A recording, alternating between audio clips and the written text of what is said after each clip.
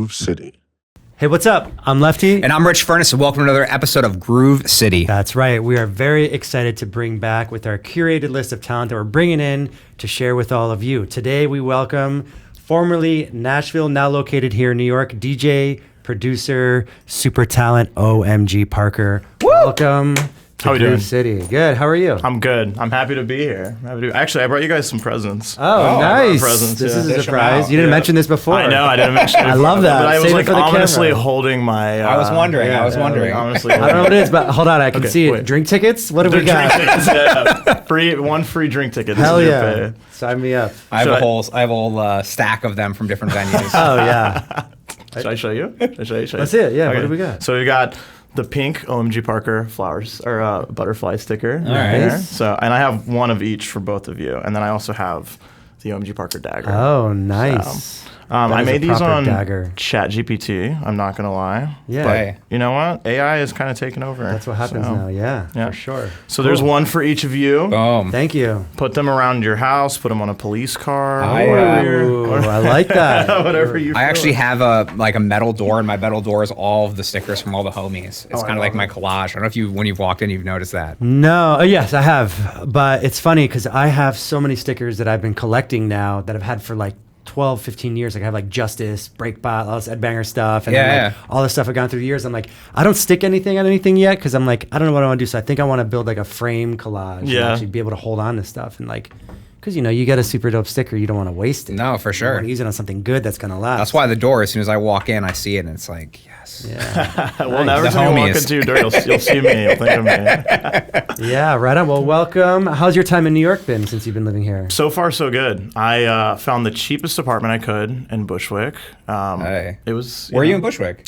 Gates and Central, right right. off the Myrtle Wyckoff Elm. Cool, you're dope. You're Nice. close to me. You have Yeah. no excuse not to come hang out. I know. We've been trying to like coordinate a hangout for forever now. So It's a great area now. That's kind of where everything's happening. Yeah, 5 minutes from elsewhere. 5 minutes from a lot of the cool like underground spots. Brooklyn's where the music is at now, I feel like, in New York. Yeah. Oh yeah, I go to Bushwick more than I go to Manhattan for events same. and nightlife and stuff like that. What inspired the move to New York? You know, there's so many different like aspects and factors that went into it, and I like learn a new one kind of like every month. Yeah. I'm like, oh, this is another reason to kind of stay here. Bacon, egg, and Originally- cheeses. Bacon, egg, and cheese is a huge one. They don't have those in Nashville. Well, honestly, all the food closes at 2 a.m. in Nashville. Oh. Which kind of, for as a DJ, you know, it's like That's brutal. not the best. You actually have to like cook. Who wants to do all that? So, I will say, moving here, I can order like Taco Bell at like 4 o'clock in the morning. That's new. That's Yeah. new to me. Maybe not the best thing, but Steve knows all about that. yeah. I was doing like mainly open format for a really long time in Nashville, and I was enjoying it. It was fun. I don't know if you guys have ever been down there, but the club scene down there it's growing. But a lot of the open format spots are very new. So you've got the best equipment, Yeah. great Oh, sound nice. system. Yeah, I heard Probably dance music best has paying. become increasingly popular. down And yeah, there. now dance music is really, really popping off. Before I left, it was getting there. A few new nightclubs were popping up, but it was still a very small genre. So the main focus for me moving to New York was just to be somewhere that had a little bit more of an infrastructure for me to be able to kind of expand my artist career versus the open format thing. Don't get me wrong, I enjoy open format, but I kind of want to go more down the artist route. Yeah. And this last year has been the biggest growth for me as an artist. I've been able to kind of focus more on making music and promoting myself and marketing, and then having the infrastructure in New York to actually play shows where I'm playing my own kind of styled music. I'm kind of curious because you were mentioning that you were originally from Chicago, Milwaukee area. What actually brought you to Nashville? Because I know Nashville is very much like musician, you know, music city. It's all that stuff, but it's like instrument production, a lot of country music now, rock music, and now dance music. But songwriter, like studio musician capital, is that a world that you come from? I went to college. Originally, I wanted to play guitar. I'm a guitar player, so Nice. I started playing guitar when I was 8 years old and loved it. Fell in love with it. Fell in love with music. So I knew I wanted to do something with music. I went and visited Nashville actually for like a music summer camp when I was in high school. Ah, sick. Yeah, and I found Belmont University, which is the college I went to. And I was like, wow, I'm gonna be 19 years old and be able to go into these like multi-million-dollar studios and like learn how to do this, which is something that is kind of unheard of in Milwaukee. You have a lot of like home studios and a few. I think in Madison, I can't remember the name of the studio, but Nevermind I think was recorded there. Oh, nice. Who's Butch Vig? Was it Butch Vig? Butch Vig did Nevermind. Yeah, I think he's based in Madison. I think that's really the only like famous Wisconsin studio. So I was like, oh, music capital, studio capital. I didn't really know what genre I wanted to fall into. I just knew I wanted to make music. Well, you were playing guitar. What kind of stuff were you playing? Yeah. I was playing a lot of R&B and jazz. Whoa, Okay. interesting. Funny enough. I wouldn't expect that. I'll be I started honest. playing guitar, but it was like metal Yeah. and punk and stuff like that, and I was just like, My dad was a jazz keyboardist actually in his younger that's cool. days, so he kind of like drilled that into me. And Did at you play first- keys at all too with him, or? I was so bad at them. Yeah. I like how linear keys are, but I could never get the muscle memory down. And my issue was that I always wanted to learn things by ear. I never wanted to sight read. Yeah, and same. so I just I couldn't get it down. But guitar, I kind of like naturally just gravitated towards it, and I enjoyed it. I went to college, kind of changed what I wanted to do for a while, and I landed on production. So I got my degree in music business and my minors in audio engineering, audio production. very cool. And I was just doing home studio work for a while. I got a little gig booking bands at a Broadway bar That was still in Nashville. Oh, that was in Yeah, Nashville. yeah. So you went to school in Nashville. I went to college in Nashville. Oh, okay. Yeah. And for 2017 is when Okay, I moved cool, down there. cool, Yeah. So then I was booking and making music and just grinding it, and I started DJing, and then one thing led to the next, and here I am, a full-time Crazy. DJ producer. Did you start producing first or DJing? I started producing first. Funny enough, I DJ'd my college prom or my high school prom, but that was like the only time I'd ever DJ'd in front of a crowd. Yeah, I well- had a little Tractor S2. What was at my that house. like? Was it? So bad. So bad. Transitions? No. If any of us ever look back at our first sets, they're all like It was that, so bad. Yeah. I was playing on a 12-inch alto top and an 18-inch alto sub for 200 people. Hell yeah. And that was my sound system for my first ever gig. Nice. So, Mine was two like home theater wooden speakers. Like actually, and I had brought the amp, like the whole entertainment amp from my mom's house to, Yeah. and it was in the gym at the municipal center in where I was born. That's so. I mean, it's so funny looking back on like your first ever gigs, and then looking at how I even look at gigs from last year, because I tend to record a lot of my sets just to kind of watch back or try to get content from them. But I'll look back and be like, wow, that was the worst transition ever, and and just you learn from it and Yeah. keep moving.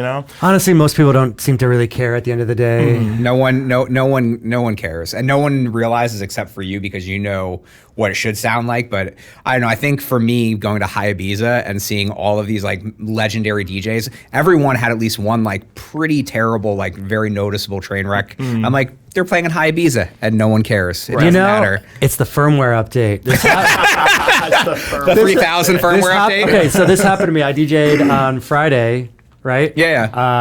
At Webster Hall or on Saturday, and like I had this I was like lining up for like a really sick transition, super cool blend, loops. I got it all going. It's the and loop as issue. soon as the mixer recognized that or the CDJs recognized that I swapped like the lead track, the whole grid just flew off. Oh, no. And then it was a disaster. And I was like, oh my God, I was freaking out. Anthony was there. And I was like, dude, that wasn't my fault. He's like, nobody cares. I was like, it's fine. It's Yeah. fine. But then the DJ coming after me, he's like, man, the craziest thing happened to me when I was DJing. And he explained the same exact thing. And I was like, see, this just gave Yeah. me a lot of support in that. And it was the firmware. Apparently it's the thing with the firmware issue. But obviously back then it wasn't when it happened to you. Yeah, I mean, there's always it wasn't even me. It 3,000s was weren't out yet. But there's an issue right now and it's got to be fixed. yeah. I learned how to DJ on 2000 Nexus 2s. Like when I learned how to use CDJs, yeah. But you started with Tractor though, yeah. I started with Tractor, so I took all of my music. I didn't know how Record Box worked. I only knew Tractor. I just knew that I had this software that I knew how to use and this board that I knew how to use. I didn't know there was an industry standard. I didn't know that you needed to know CDJs. So I filled in at a nightclub, a spot called Nashville Underground, and the booking guy was like, "Hey, you can like bring your Tractor if you want, but we have CDJs." So if you just want to play on those, and I was like, oh, this is like my opportunity to learn how to use CDJs. So I just went on YouTube and just watched videos of people using CDJs and how to set them up. Played my first gig without ever touching them. How'd it go? It was not awful, honestly. It didn't go as bad as I expected. It was also like a 5 p.m. like Sunday. So it was the easy low pressure. There's I remember there. the first time I touched CDJs, the cue button was such a mystery to me. I was like, it turns off, sometimes it stays on, sometimes it doesn't. Yeah. Like I just couldn't wrap my head around it. And I was like, I got no time to think about Yeah. this. I gotta pick my next song. It was extremely frustrating. Mine was on a pair of Denons before I had the CDJs. So Oh, yeah. and those when I first used them, but it made it easier for when I needed to switch over to the CDJs. Yeah. The first 400s were the first CDJs that I played on. And then remember when I those. moved to New York, everybody had the Newmark rack-mounted CD players. Yeah. And they just had the little fast-forward wheel that you could either turn like around the wheel or like manually zip it around. I hated those. That was like the mobile Yeah. DJ setup. I don't know. I was just always Little excited to rolling DJ. So I don't rack. know. Yeah, Yeah, right. exactly. It was a Exactly mobile was. satellite unit. It would like flip up like Yeah. the Yeah. panel. And like a big old school mixer right on top. Not even a DJ mixer sometimes. Just like a 12 channel. You know, like, all right, that's all we got. But that was it. Question, do they still do this thing in Nashville called White Trash Tuesdays? Do you know about this? I think every day is white trash in Nashville. So- I've never heard of that, no. Okay, so there's like a radio station down there called The River, which is like a pop radio, stuff like that. And I was a touring musician for a long time. We played through Nashville and would like do radio appearances and stuff. And they mentioned to me about this beforehand. They're like, we're going to go out and do this thing. And so they asked on the air, they're like, what are you guys doing tonight? And I was like, real confident. I was like, oh yeah, we're going to go get shots of Fireball on Redneck Tuesdays. And they're like, that's not what it is. And they got so mad. Oh, no. I was like, whoops, my bad. That's what I get for living in Florida for 10 years, I guess, right? There's a big difference between Nashville and Florida, and I think that's it. But That's so funny. I've never heard of white trash too. I know that a lot of like the industry, like people who work in the service industry, we all go out on Monday, Tuesday, Wednesday. Yeah. So like, yeah, well, it's actually pretty cool. So we ended up going out that night, and it's like all the bars have like crazy like sales on Yeah. alcohol and like insane local talent playing, just ripping. You walk in and see a band just shredding away, and you're like, this is cool for the night. Yeah, You right. know? I always say, and I love Nashville. It's where I got my start. But it's one of those cities where it's. I think it's a fun city to visit. But I think living there, if you're not a big drinker or you're not really a big partier, you have to like really figure out your realm and your vein. Yeah, dude, alcohol is huge there. Yeah. They're like, we have moonshine, we have Fireball, and I'll tell you what, I've never had Fireball and not had an insane hangover the next day. Oh, And it's it was sugar. always Sugar. passing through Nashville or Texas. Yeah. They love Fireball in those two places. Oh, You'll yeah. never get it. I fell in love with Rumple Mints when I was in Okay. Nashville. I don't even know what that is, but It I- tastes like Listerine. It's like it's minty, delicious, but also That was a Midwest thing too, I feel like. Yeah, you get a little chilled. So good. Yeah. What was the first music that you started producing? You didn't start in bass music, right? Or No, funny enough, I started doing hip hop. Okay. I was like hip hop when I started like really trying to bring in clients and doing like my $50 because that's how I did it. I was like, hey, you're an artist in college. I'm a producer in college. Let's make a song. You pay me $50. I'll make a beat for you. You know, There it is. a lot of the artists I was working with were like pop hip hop, kind of like singy hip hop, or also like people who wanted to be Dua Lipa because Dua Lipa was like. That's when Dua Lipa was like that neo funky, Yeah. pop stuff. So I did a lot of that. I bought a bass guitar. I was like, you know what? If I'm gonna make Dua Lipa type beats, I need to have a little bit of slap bass in there. And then the Oliver drum loops. Yeah, And you're good. right. So I was just doing, and I mean, really, I was doing anything that came across my desk. If someone wanted to do a country song, I'd figure it out. But I would honestly, say that's a really dope way to learn how to produce, though, because it makes you have to be versatile and learn from all these different genres. yeah. You know? And anytime I couldn't figure out a genre, I would bring in somebody who kind of knew that genre. So I did a Christian rock. Like EP for this artist, and it ended up being really cool. But I brought in one of my buddies who kind of worked in that world, and he helped me with like guitars and drum programming and all sorts of fun things. And you're learning as you go, which is what I really enjoyed about it. I think that the best thing for me was to just like not know what I was doing going into a project and have to figure it out for the sake of the client. Because Honestly, it's almost better that way in my Yeah. experience also as a producer, kind of like not being fully submerged into like a specific genre or sound, because when somebody comes to you, you just have a totally different perspective on it, and you can usually end up bringing a really cool vibe to the table that's not just like let me make you a standard country song. Let me make Right. my version of a Yeah, country it's unique. song for you. Yeah, I feel like when you don't know the rules of like a genre or how to make something, you make the best stuff. Like now I feel like I'm so jaded because I know the rules of the music that I'm supposed to make that I have to sometimes like take myself out of Yeah. it. You know what I mean? Yeah. Totally. It's funny. I have an Inspire playlist on Spotify, and I think 90% of it is not electronic music. Yeah. Like I'll have like Radiohead or some new age indie rock that I find, and I usually what I'll do is I'll make a note. I have a notes app. This is so funny. I have a notes app that has all the songs that I have on my Inspire playlist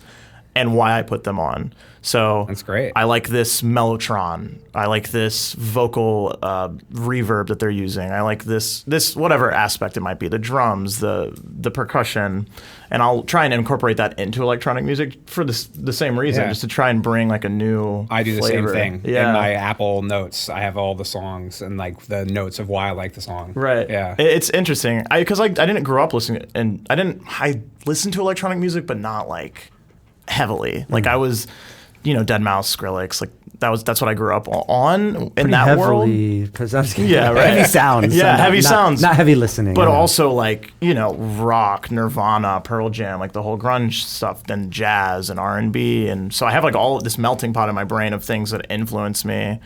And obviously I'm making bass music. So Yeah. I want to be able to bring those in, but keep the consistency of I want to bass see the music. jazz keys in a heavy you bass imagine? album. One of my good friends is a disco producer. Actually, manager Mike. Yeah. And I always pick on him because I'm like, we got to do a bass house disco track. We got to do a bass house. I would love to disco see that fusion, man. Definitely curious to hear that. Me too. I think who was it who just was it Henry Fong who just made one? I think Henry Fong just posted one. Oh, really? I haven't even Yeah. heard from him. I'll in a have to minute. find it, yeah. He just kind of resurged DJing again. Yeah, he was like, I'm doing bass house disco now, and I was like, oh, All right. stole our idea, Mike. Probably had the idea at the same exact Same time, time. yeah. He just ran with it. Great minds think alike. That's right. Yeah. What ended up pushing you into bass music? What made you kind of find that genre as something that you wanted to like? I ask myself every day. I have no clue. Yeah. I think ultimately, I've been reflecting a lot on it. I think ultimately it's the dynamic aspect of it. I love just like taking you from here to here to here to here Yeah. within a song. And bass music, obviously, you have really moody verses that go into crazy build-ups that hit you really hard in the drop. And I just love like that journey within a track. I also like that journey within a DJ set because I feel like it brings you somewhere and then it brings you back down, and it's like you're telling a story to your audience. That's 100% it. Yeah. I mean, I think that's what like separates a great DJ from a good DJ is Yeah. like if they're able to do that storytelling. Right. And you can do that in any genre. I've seen deep house, like 9-minute long song type DJs who will take you somewhere. I just saw Carl Cox at Ultra. Never in my life would I expect his set to be so. It just took you somewhere. Oh, that's why the man's a legend. It was It's like the insane. best. It's the best DJ set ever. It was so insane. When he does his extended like 8-hour, 9-hour sets, it's Yeah. insane. I mean, he literally takes you everywhere. I mean, I was just like, when we entered the venue to where we were an hour in, I was like, how did we get here? Like, we started out at this genre, and then, but also I looked at on Instagram, he didn't even have decks on stage. He's running like MIDI and synthesizers. And, Oh yeah, he did like a semi-live performance for that, right? That's which right. makes it that much more impressive to me. He's so cool, man. He's great. Also a fantastic DJ to catch one of his sets. Oh, he's a legend for sure. But I mean, the whole idea of just taking you somewhere, I think I really enjoyed that in all music, but I think I really resonated with bass house and heavier bass music, and I don't know, I just kind of fell into Yeah, it. I also kind of has the rock elements to it too. It sounds like you Yeah. listen to a lot of rock. So a lot of metal, a lot of rock. Me and my friend James, we actually put out a song a few months ago called Obsidian Skies, and he's a metal vocalist. He also sings, but we incorporated like a few just tiny little metal elements into it. Like there's a little guitar breakdown in it, there's a scream, all sorts of fun stuff. Some like glitchy choir, like crazy scary looking choir things, and all sorts of fun little elements that like you wouldn't normally hear in a bass house song. But we were like, how do we make this us? How do we add those those? I think it all comes back to influence, all those influences that we enjoy and love. Facts. Yeah. Nice. So you're here in New York now. What's the game plan? You've been here for what, year and a half, you said? About a year and a half, yeah. So I actually this Sunday my big thing that I want to do is I want to build a bass collective of DJs and producers that play bass music and throw parties that way. I think I moved here with that being my ultimate goal, but it took me a minute to get involved in the creation of that because I was still trying to get my foot in the door with the club scene and the open format scene. I'm a full-time DJ, so that's how I kind of fund all of my artists stuff. I play open format gigs. So now that I'm kind of a little bit more established in that scene, me and my roommate, amazing DJ, amazing videographer actually as well, and producer, his name's Facetone.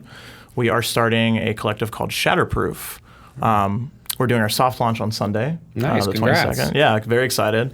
But the idea is to just build something from the ground up where we're able to bring in artists that we align with and we enjoy their music and throw shows, throw parties. And Where's the first show? it's actually a house show. We're throwing it in my living room. There you go. We're going to do it on my rooftop outside because we're on a second floor walk up. Yeah, you guys did one rooftop already, right? Yeah, and then we read our lease, and our lease was like, absolutely under no circumstances can anybody be on the rooftop. And I was like, we should probably not get evicted over this. So we're going to do a little house party. But, Nice.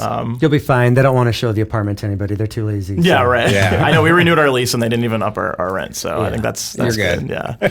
Yeah, so that's the ultimate goal. And then also pushing my own artist career. I'm making music. This year I tried to do a song a month, but that is so hard to do. I think the first 4 months I put out a song, and then May and June I was like, oh man, I got to put out another song. So, but me and Rich have a song that we're sitting on right now. Oh, nice. Theater. Little banger, little think bass I've heard banger. it yet. It's called you've Hold It heard it. Down. I have. Yeah, the Hold It Down one.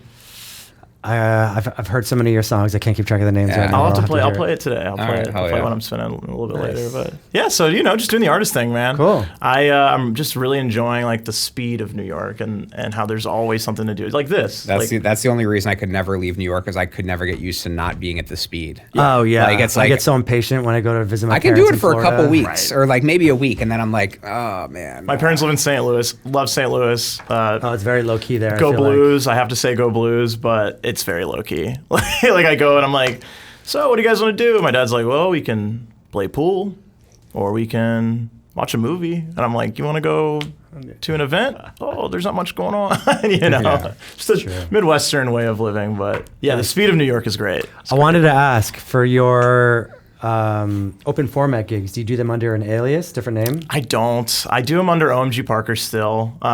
I try to kind of bring my flavor to my open format sets as well. Nothing wrong with that. I was just curious. 'Cause Yeah. I feel like it's a great suggestion for people to kind of support their DJ career, their artist project by doing these types of gigs. And I was wondering if you just did that on the side as like a separate name or not. I love that conversation because I see both sides of it. So I have friends who have an alias and they do their artist projects under a different name, and then they'll DJ under whatever their open format DJ name is. And I like the idea of it.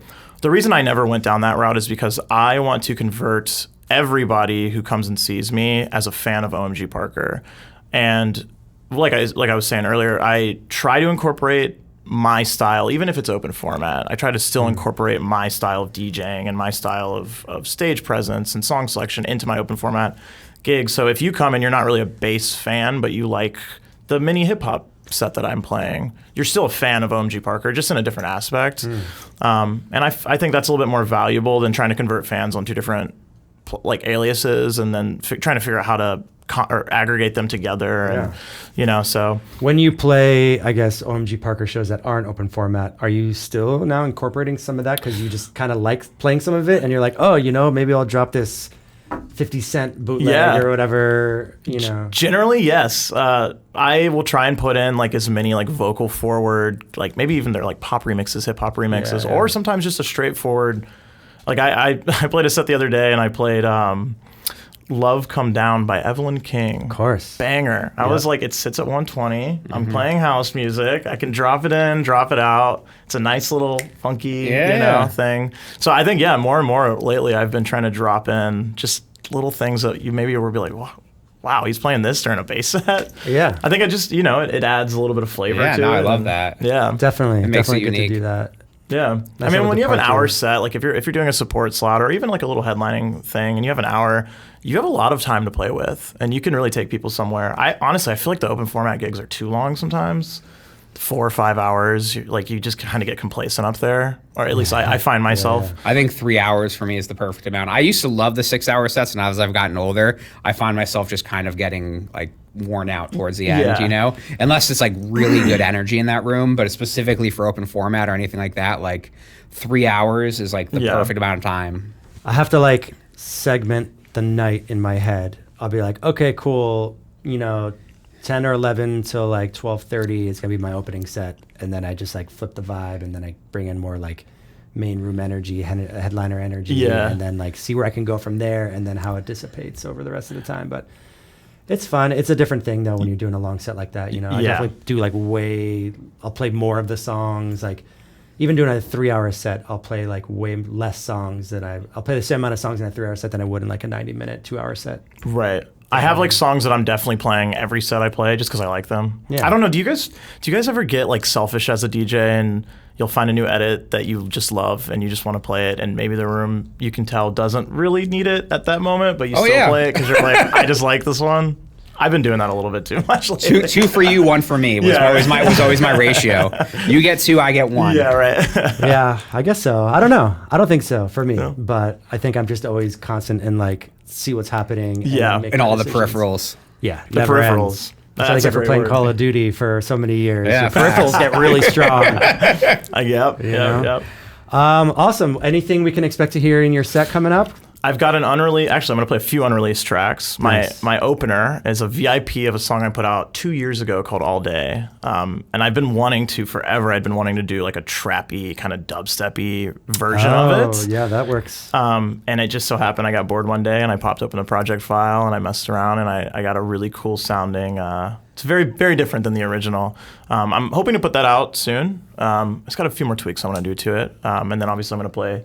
Me and Rich put out a song called Count This Money a few months ago. So I'll be playing that. Hold It Down, the unreleased one. And then some cool edits that I've been vibing on, Excited to hear it. Yeah, it's going to be a good time. Well, I guess that's probably going to wrap it up for today. Yeah, also, make sure you guys check out the description below to go ahead and grab his set below. It's going to be a heater. That's right. Thank you very much to OMG Parker for joining us today on Groove City. I'm Lefty. And I'm Rich Furniss. Peace.